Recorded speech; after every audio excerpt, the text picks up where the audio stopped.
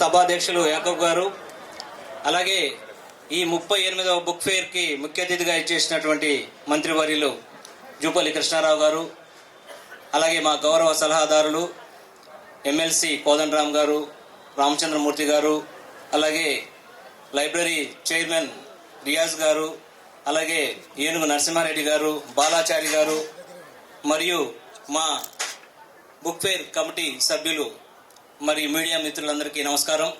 ఈరోజు 38వ book fair ప్రారంభం అయింది.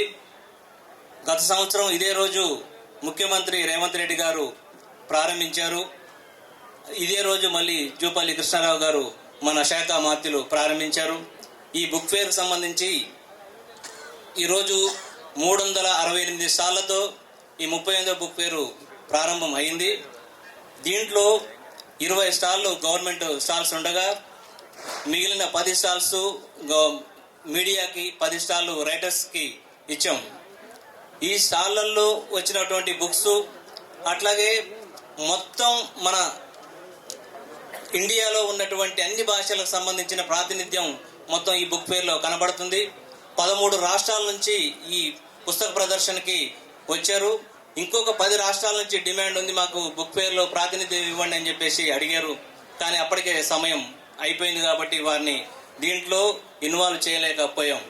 ఈ బుక్ ఫేర్కి గత 3 నెలలుగా ఎంతో శ్రమించి మా టీం కష్టపడి ప్రతి వారం, ప్రతి 15 రోజులకు ఒకసారి అవకాశాన్ని బట్టి మీటింగ్లు వేసుకొని ఈ బుక్ ఫేర్ని సక్సెస్ చేయాలి. ఈ బుక్ ఫేర్ యొక్క ప్రాధాన్యత తెలంగాణ రాష్ట్రం తెలుగు ప్రజలందరికీ వెళ్ళాలి. ఈ మొబైలు అలాగే సోషల్ మీడియా నుండి పిల్లల్ని, పెద్దల్ని మరలించి ఈ పుస్తకం వైపు తిప్పాలని చెప్పేసి ఈ ప్రధాన ఉద్దేశంతో హైదరాబాద్ బుక్ ఫేర్ నడుస్తుంది. ఈ క్రమంలోనే ఈ మధ్యకాలంలోనే మన శాఖ మంత్రులు జూపల్లి గారు కృష్ణారావు గారిని కలిసినప్పుడు వారు పోస్టర్ ఆవిష్కరణ చేసిన రోజు ఒక మాట చెప్పారు. ఇంత మంచి బాధ్యతని బుక్ ఫేర్ నిర్వహిస్తుంది, అన్నిటికంటే పుస్తకాలను చదివించాలనే బాధ్యతని హైదరాబాద్ బుక్ ఫేర్ భుజాన వేసుకొని చేస్తున్నప్పుడు మేము కూడా మా వంతు సహకారం అందిస్తామని చెప్పేసి చెప్పారు. ఆ రోజు బుక్ ఫేర్ తరపు నుంచి ₹1 కోటి పుస్తకాలు మొత్తం యావత్తు తెలంగాణ జిల్లాలన్నిటికీ అక్కడున్న మహిళా సంఘాలకు కానీ అలాగే యూత్కి కానీ పంపించి చదువు వైపు మళ్లించాలని చెప్పేసి మంత్రివర్యులు ఆ రోజు చెప్పారు. మాకు అది ఎంతో ఉత్సాహాన్ని ఇచ్చింది. ఇదే ఉత్సాహాన్ని భవిష్యత్తులో కూడా మాకు కొనసాగిస్తారని చెప్పేసి మంత్రివర్యుల్ని కోరుతున్నాం. అదేవిధంగా ఒక చిన్న విన్నపం, లాస్ట్ బుక్ ఫేర్లో 37వ బుక్ ఫేర్లో ముఖ్యమంత్రి గారు ఒక హామీ ఇచ్చున్నారు. అది మంత్రివర్యులు కూడా గుర్తు చేయాలని చెప్పేసి నేను అనుకుంటున్నాను. ఎందుకంటే మన బుక్ ఫేర్కి ఇప్పటివరకు సొంత స్థలం, ఆఫీస్ లేదు.